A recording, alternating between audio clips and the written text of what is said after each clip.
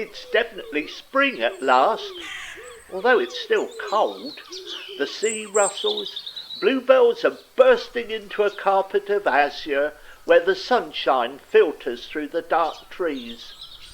Birds sing, and once again the process of the world filling with new life happens as it does every year. Everything new, everything the same, as it always has been. But that's only from our perspective. Perhaps there are other ways of looking at the passing years. Let's go in and have a ponder on such matters.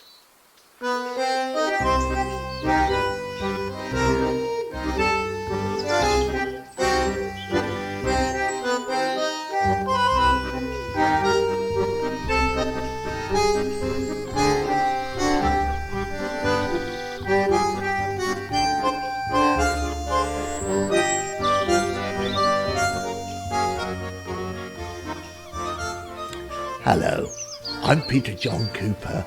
I don't know whether you have a cup of coffee or tea or a glass of something refreshing whilst you're listening to this, or on your way to work or drifting off to sleep. But today's story deals with all sorts of otherworldly ideas, so you might want to listen to this a couple of times. Maybe an opportunity to make a second cup or open another bottle. It's called See You Molly Ingestre.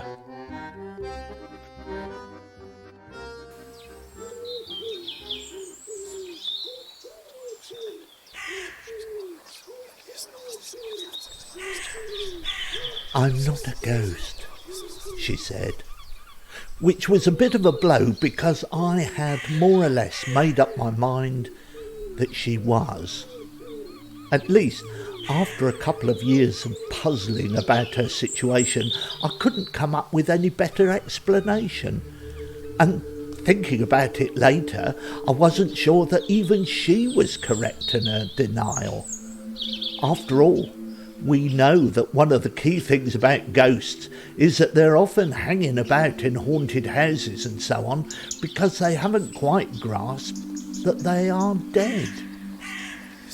The fact is, I think you'll find my existence more fantastic than you can comprehend. Oh, thank you, I thought. Your wisdom is beyond my puny earthling brain. No, what I actually said was, oh, to which she responded, I am an artist. Would I have seen any of your work? You couldn't understand it. Oh, thanks again. I am a photographer. No, you're right, I probably wouldn't. Do you carry a knife with you?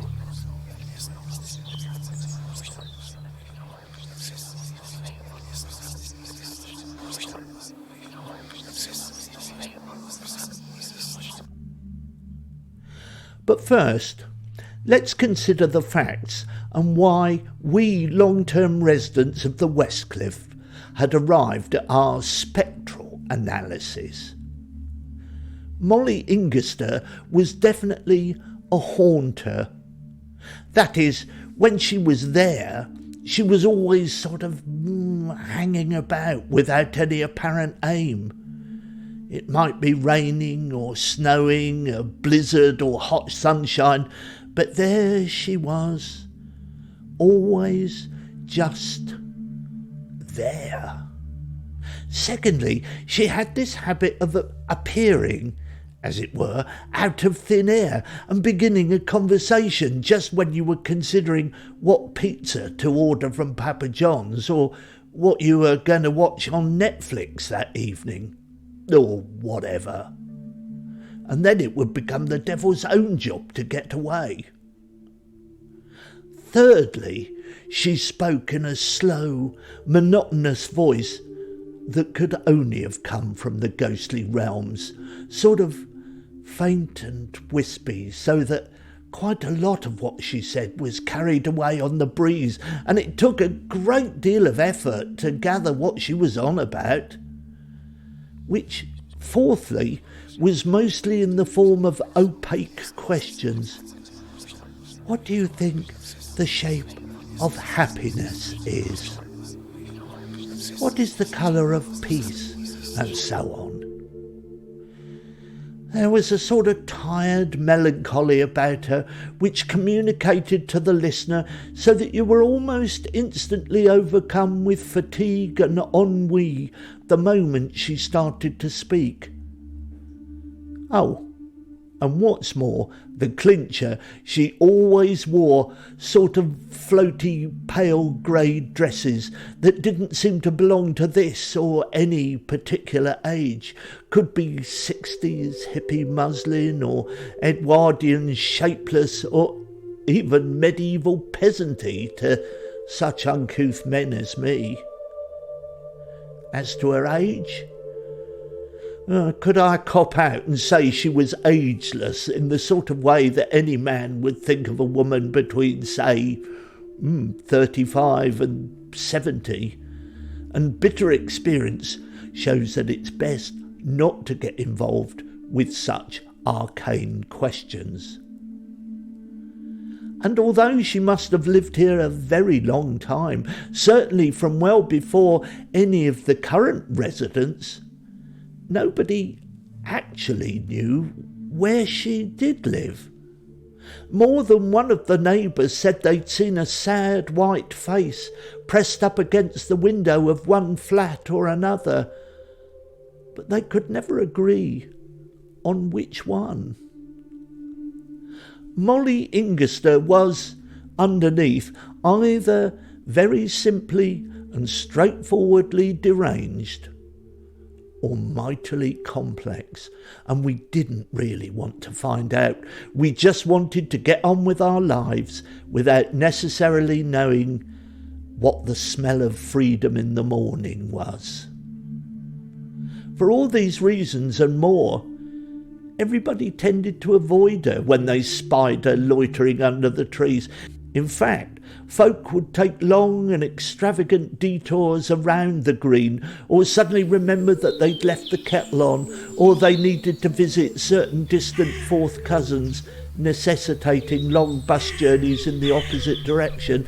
But, as I said before, she could also appear and disappear at will, in exactly the same way that cats can move themselves about the place without having to go to the trouble of walking the distance in between. And I suppose that feline ability should have been a clue as to Miss Ingestre's place in the universe. However, it was simpler to think of her as a ghost and act accordingly. Without the screaming and terror, of course. We do try to be a bit more polite round here. After all, this is the age of reason, isn't it?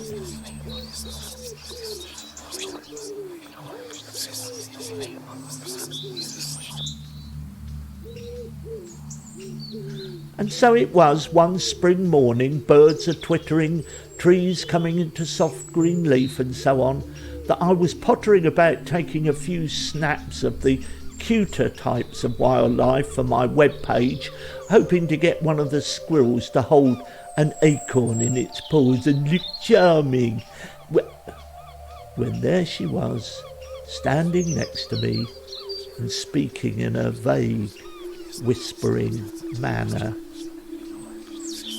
I am very aware of how people are uncomfortable in my presence. Oh, no. Surely not. No, really? Who? Most people are very friendly round here. I'm not quite invisible, am I? I try not to be.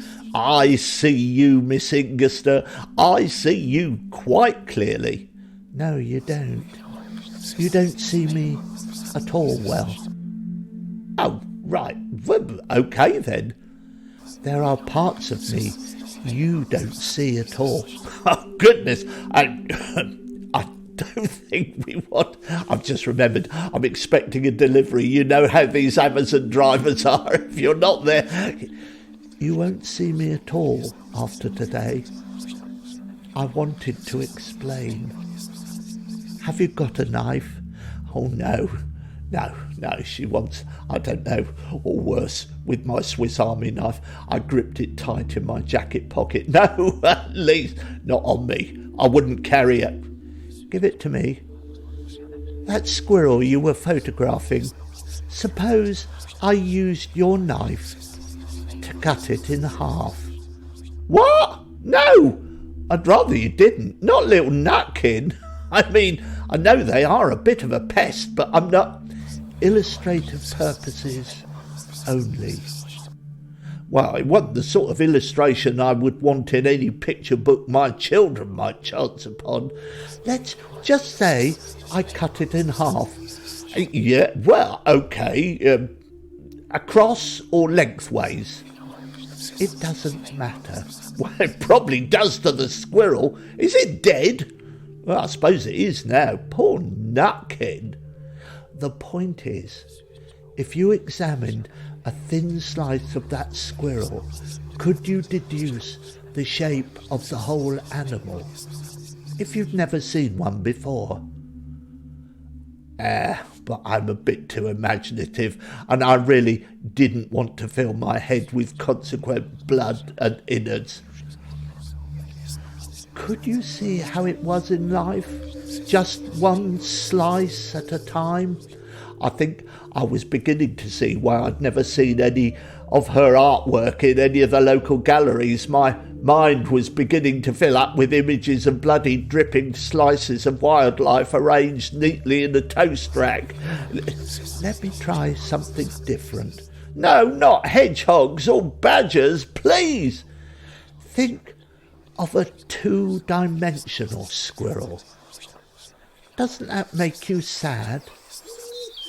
Well, I'd run over a few in my time. I swerved when I could, but sometimes, well, they were definitely two-dimensional after that.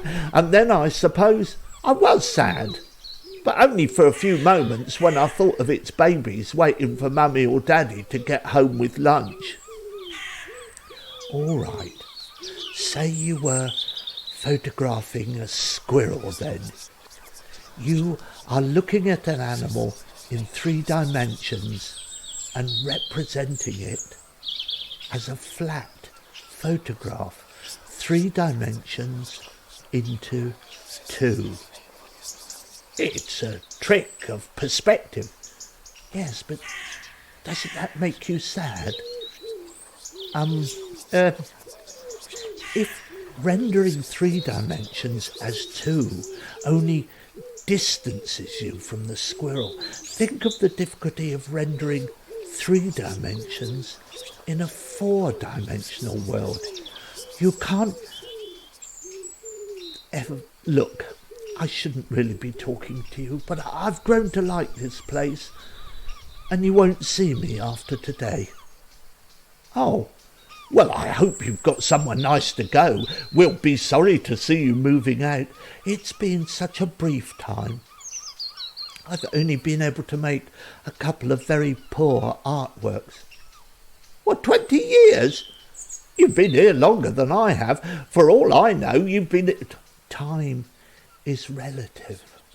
I've done my best to capture something of the reality, but I think people looking at what I've made will just look at you and think, how cute. Cute? Me? Well, I suppose all of you, all of this. I didn't mean to patronise. Perhaps if I'd had more time, I'm sorry. I really am. And she did the cat thing and was gone. Well, I've often thought about Molly Ingestre. I hope to God she didn't do anything stupid, but I got the feeling there was something else that, for all her melancholy, wasn't going to lead to that. The sense of her sadness was that of an artist when they'd finished an artwork and realised it couldn't be revisited anymore, that it was entirely flat. And for ages after, I thought about the idea of me photographing these cute creatures in 2 dimensions, distant from them, gazing through a lens, a window I could never open. And sad for them because they couldn't see the whole picture as I saw it. What if, say, you and I existed in a 4th dimension? Wouldn't we be sad for all the cute little 3-dimensional beings that had no idea they were seeing and experiencing so little of what was really going on?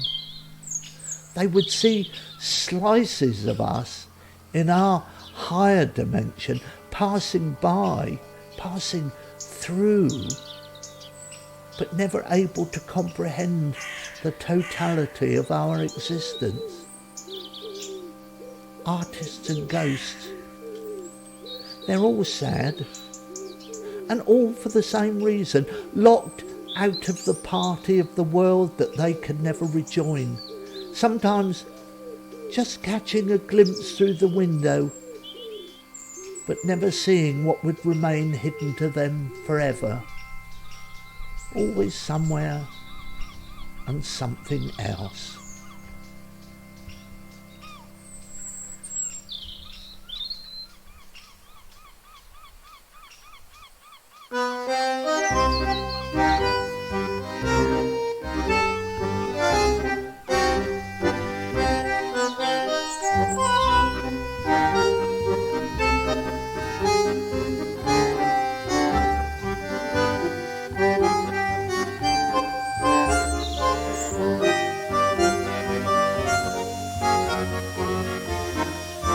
I saw the abbreviation ICYMI printed in a newspaper column.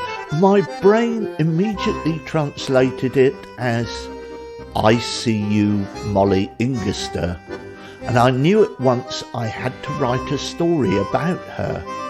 Her situation immediately popped into my brain. It was only later I discovered that ICYMI means in case you missed it. As to the name Molly Ingestre, I discovered later from Google that she was a character in an American short story written in the 1920s. I swear I knew nothing about that and had never read it or come across the writer. My brain came up with the name all on its own. Spooky or what?